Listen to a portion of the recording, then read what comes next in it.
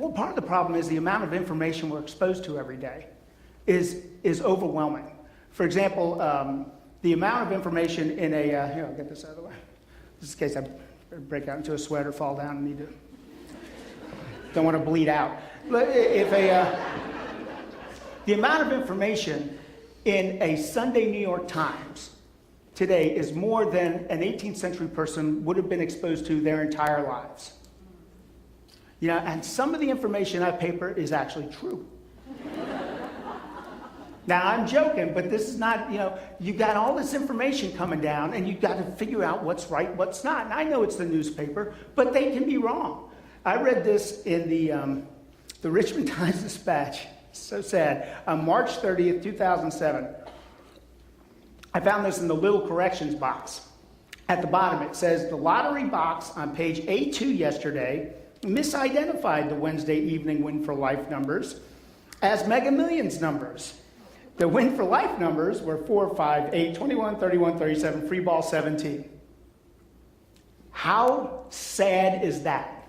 Somebody the night before was a mega millionaire. And they might still think they're a mega millionaire. Who checks the correction box?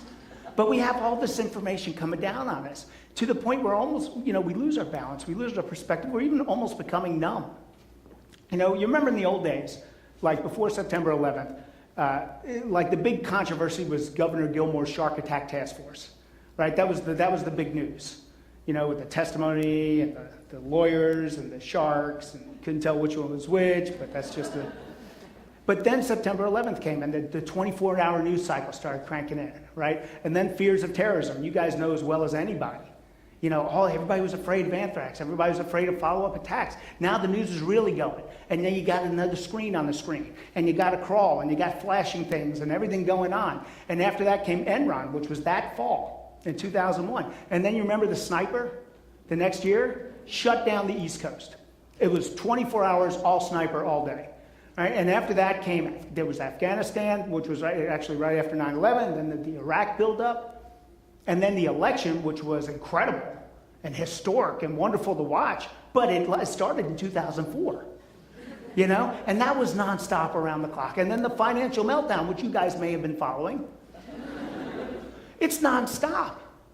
You know, it's gotten to the point where we're so numb. Who lives in Chesterfield County? Raise your hand. You'll remember this. Last fall, we had multiple, repeated, reliable sightings of an African lion in the county. And we didn't blink.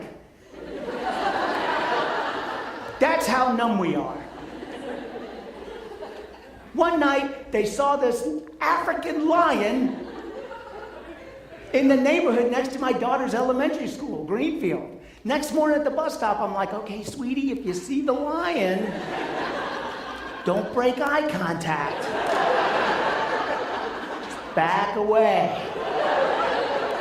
Your friends will all turn and run, she'll get them.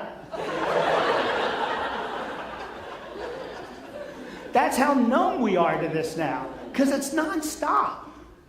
I mean, just to get your perspective, you got to turn it off every once in a while.